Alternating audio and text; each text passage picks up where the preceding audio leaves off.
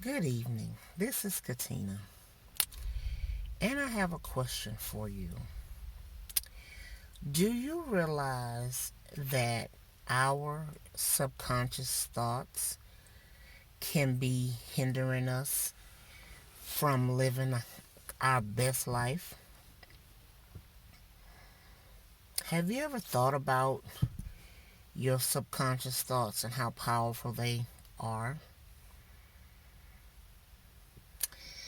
I know our thoughts are powerful because thoughts create things.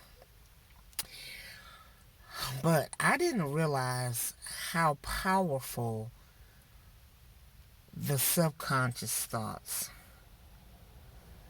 I didn't realize how they affected our lives until I started doing energy work and emotional work. And I'll give you an example. So, after my mom passed away in 2007, I can say that I was an emotional wreck and I didn't want to continue on with life because life was not fair in my eyes because I've lost my best friend. I lost my mama. So, you know, anywho, everything happens for a reason. That's my belief. It may not be yours, and that's okay. However, I started getting some, as I was saying, emotional work done with my doctor. And I learned, my doctor taught me that emotions can be stored in our bodies. And they can be stored in our organs, they can be stored in our tissue, they can be stored in our fascia. And so, okay, so me being curious, the curious person that I am, I wanted to see what this was all about. Because when my doctor had tested me one time, she was like, Katina, you have a lot of anger in you.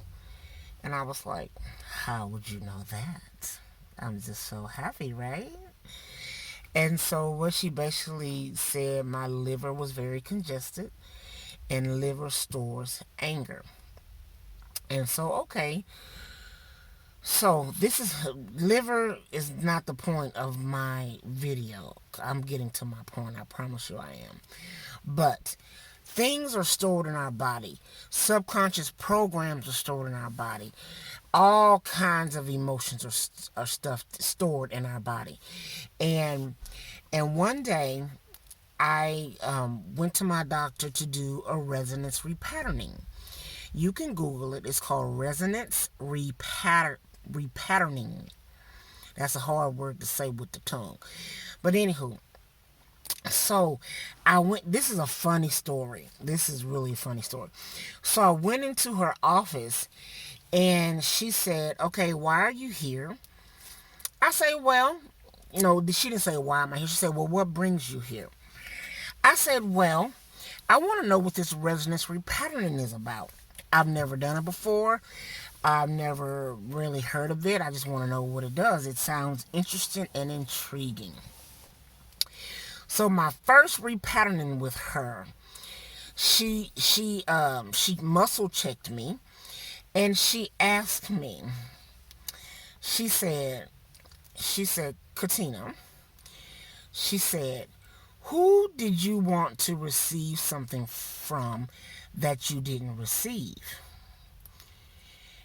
And I was like, and the first person that popped in my head, I said the name. I'm going to keep this name anonymous and I'm going to change the name.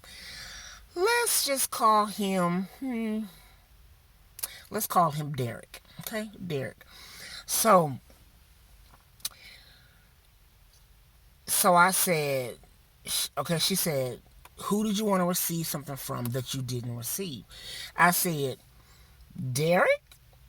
I kind of looked up like, Derek? And I said, I didn't come here with you to talk about Derek. I'm not trying to talk about Derek right now. She said, well, your body wants to have the conversation. Your body wants to talk about it.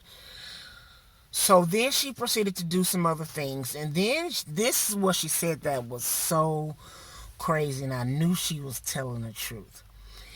Um, she said, "You have placed Derek in your subconscious mind as your husband. Derek is not your husband. Are you stalking him?" Those are her exact words.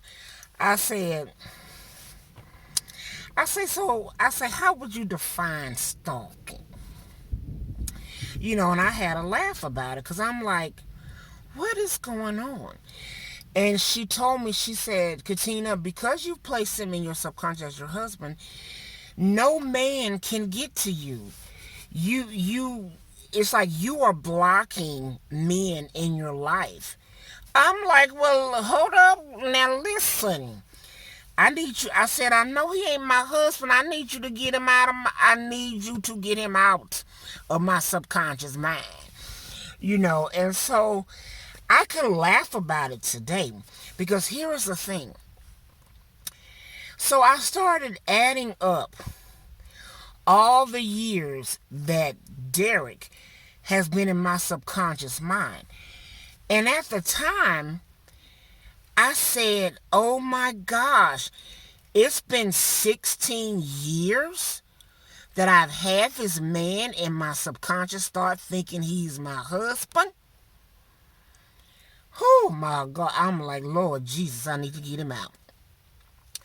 What's funny is how I know it's true because before my mom passed away, we had the conversation about Derek because I thought Derek was my husband. And my mom was like, Derek is not your husband. I'm like, Mama, Mama, he is my husband, and I just need him to act right in God. I just need God to tell him and da-da-da-da-da. So, yeah, I had a meltdown over Derek, okay?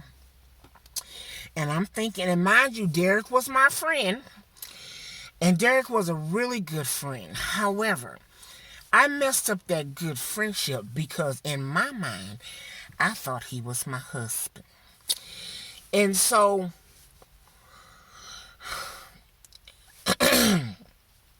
I'm making this video because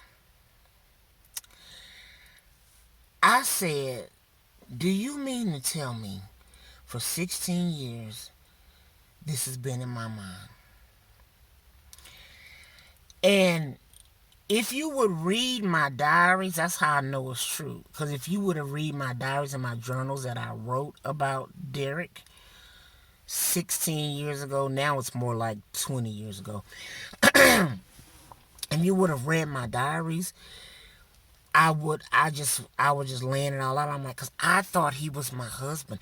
I thought God sent him. I thought God showed me that Derek was my husband. And I was like, oh my gosh. When I realized that he wasn't it, I tried to make amends. I tried to hey, it is what it is. No big deal. I went on with my life. I was, fine.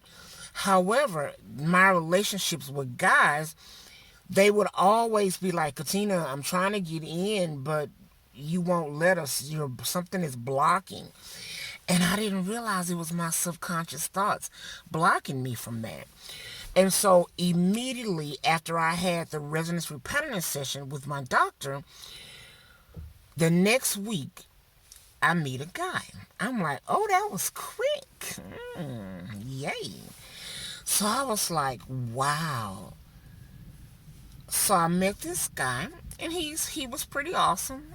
Now, mind you, we not together now, but we're friends still. And I needed him in my life to help me work through some things because I had issues with men. And so that was some powerful stuff. And so I'm realizing that my subconscious thoughts were driving me. Now I know when my subconscious thoughts, when they come up, I realize them, and I can switch them, and I can cleanse them and heal them. But 16, 20 years ago, I didn't know how to do that. And so now it's just the more and more stuff I clear from my subconscious, the easier life becomes. And so I'm like, more people need to hear about this.